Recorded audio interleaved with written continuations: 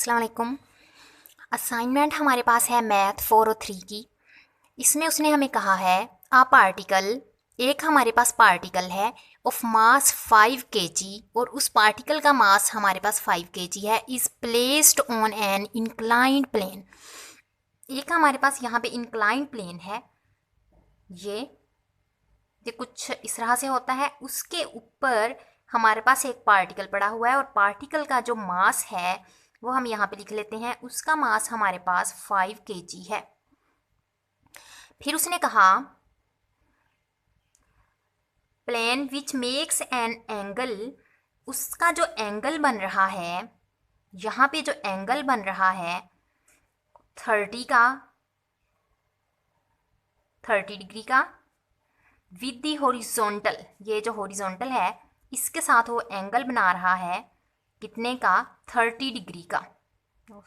30 degree का।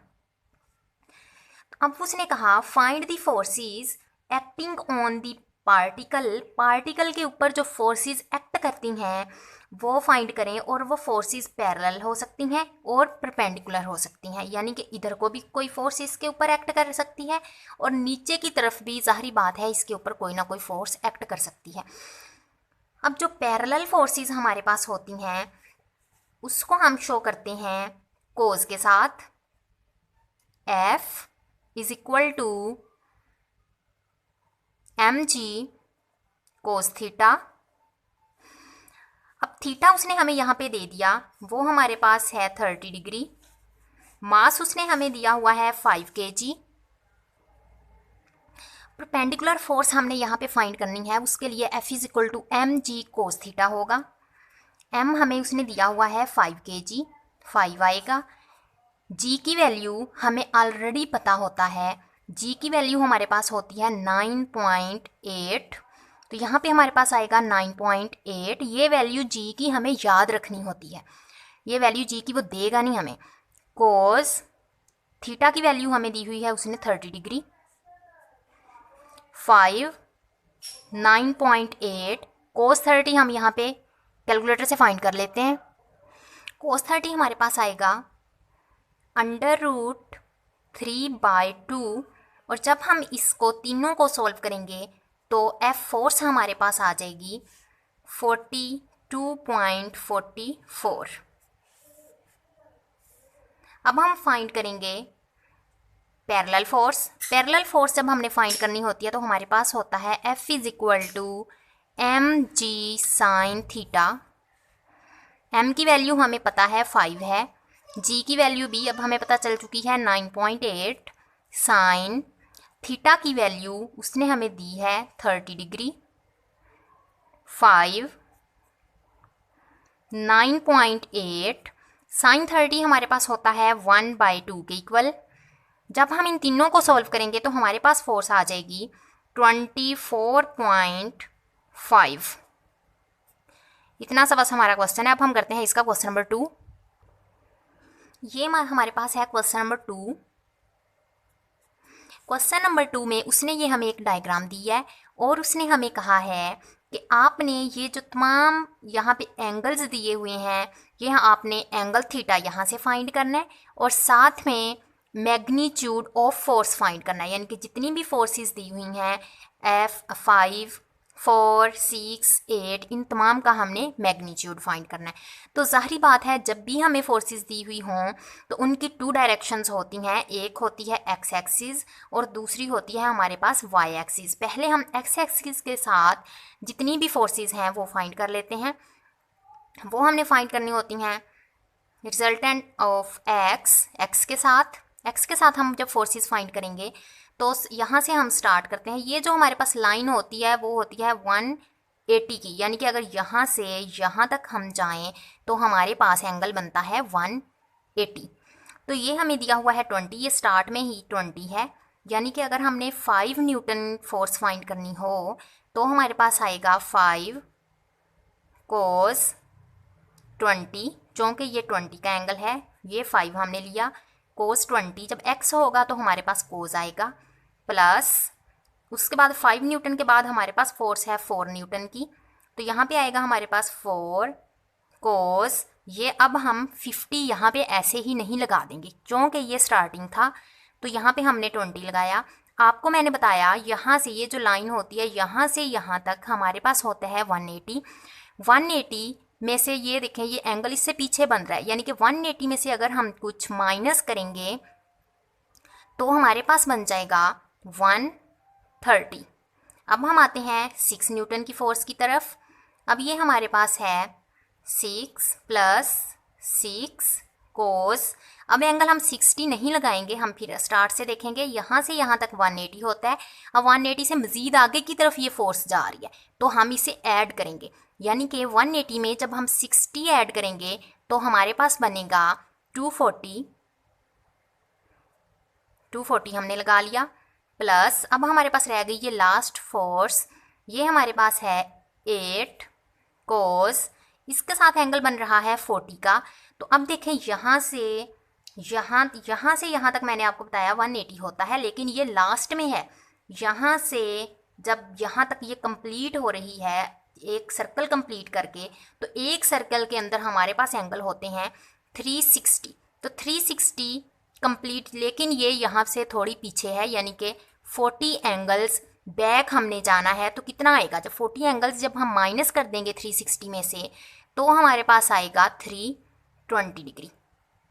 अब हम इनको सॉल्व कर लेते हैं। 5 लिखेंगे, कोस 20 हमारे पास होता है 0.9396 प्लस 4, कोस 130 हमारे पास होता है -0.64 प्लस 6 लिखेंगे।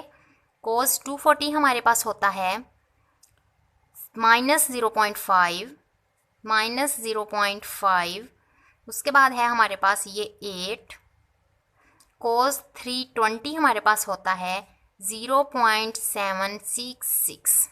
ये आपने खुद भी सॉल्व करके देख लेना। 5 को जब हम इससे मल्टीप्लाई करेंगे तो हमारे पास आएगा 4.698, प्लस माइनस माइनस हो जाएगा। 4 को जब हम 0.64 से मल्टीप्लाई करेंगे तो हमारे पास आएगा 2.56, प्लस माइनस माइनस आ जाएगा। 6 को जब हम 0.5 से मल्टीप्लाई करेंगे तो हमारे पास आएगा 3, ये आ जाएगा प्लस। 8 को जब हम 0.766 से मल्टीप्लाई करेंगे तो हमारे पास आएगा 6.12, और जब हम इन सब को सॉल्व करेंगे कैलकुलेटर पे तो हमारे पास आंसर आ जाएगा 5.258। ये आया। ये हमने फाइंड की वो फोर्सेस जो एक्स एक्सिस के साथ थी। अब हम अगर वाई एक्सिस के हिसाब से फाइंड करें तो हमारे पास आएगा R y is equal to, हमने क्या करना है, सिर्फ कोस की जगह पे हमने साइन लगाते जाना है, बाकी बिल्कुल वैसे का वैसे आएगा। यानी कि हमारे पास आएगा 5 sin 20 plus 4 sin 130 plus 6 sin 240 plus 8 cos 320। अब हम इनको जब सॉल्व करेंगे तो हमारे पास आएगा 5 sin 20 हमारे पास होता है 0.342 प्लस 4 sin 130 हमारे पास होता है 0.766 प्लस 6 sin 240 हमारे पास होता है -0.866 -0.866 प्लस 8 cos 320 हमारे पास होता है, सॉरी यहाँ पे साइन आएगा, sin 320 हमारे पास होता है -0.64। 5 को इससे मल्टीप्लाई करेंगे तो हमारे पास आएगा 1.7।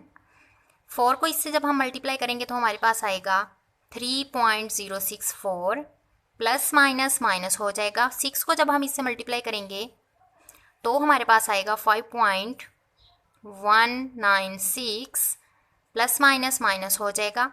8 को जब हम इससे मल्टीप्लाई करेंगे तो हमारे पास आएगा 5.14। जब हम इसे कंप्लीट को सॉल्व करेंगे तो हमारे पास आंसर आएगा -5.572। ये हमारे पास निकल आया आर वाई। क्योंकि उसने कहा था, क्वेश्चन में उसने कहा था कि आप लोग मैग्नीट्यूड फाइंड करें, तो मैग्नीट्यूड हमारे पास दोनों फोर्सेस का इस तरह से फाइंड करते हैं, R is equal to R x का स्क्वायर प्लस आर वाई का स्क्वायर, ऊपर आ जाएगा इसके अंडर रूट। यहाँ पे हम इनकी वैल्यूज़ पुट करते हैं, यहाँ पे हमने वैल्यूज़ रख ली। अब जब हम इनका स्क्वायर लेंगे तो हमारे पास आएगा, स्क्वायर लेके दोनों का जब हम ऐड करेंगे तो हमारे पास आएगा 58.69, और जब हम इसका अंडर रूट लेंगे तो हमारे पास आंसर आ जाएगा 7.66 न्यूटन। चूँकि हम फोर्स फाइंड कर रहे थे इसलिए फोर्स के साथ हमेशा न्यूटन आता है। अब उसने कहा था कि आप लोगों ने थीटा भी फाइंड करना है। थीटा फाइंड करने के लिए हमारे पास फॉर्मूला होता है टेन थीटा, फोर्सेस का जब हमने फोर्सेस से थीटा फाइंड करना हो तो हमारे पास होता है tan theta is equal to R y by R x.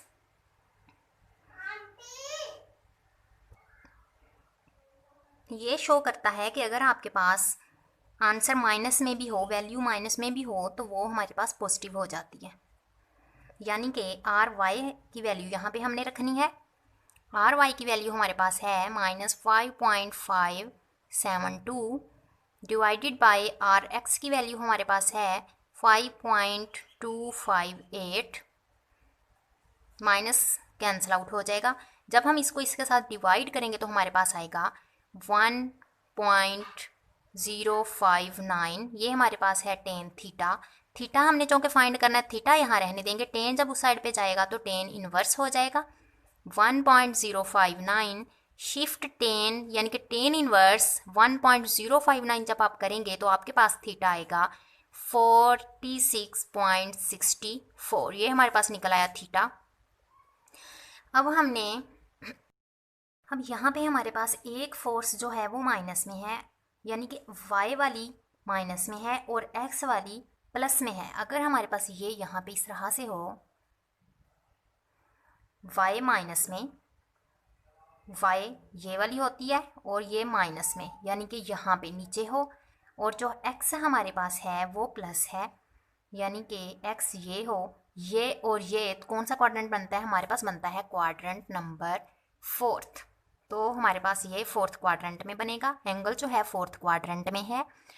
और अगर हमने एंगल फाइंड करना हो थीटा, हमारे पास टोटल एंगल 360 होते हैं, और जो हमारे पास एंगल निकला है यहाँ से वो है 46.64। इसमें से इसको माइनस करेंगे तो हमारे पास आएगा 313.36। ओके, अल्लाह हाफिज़।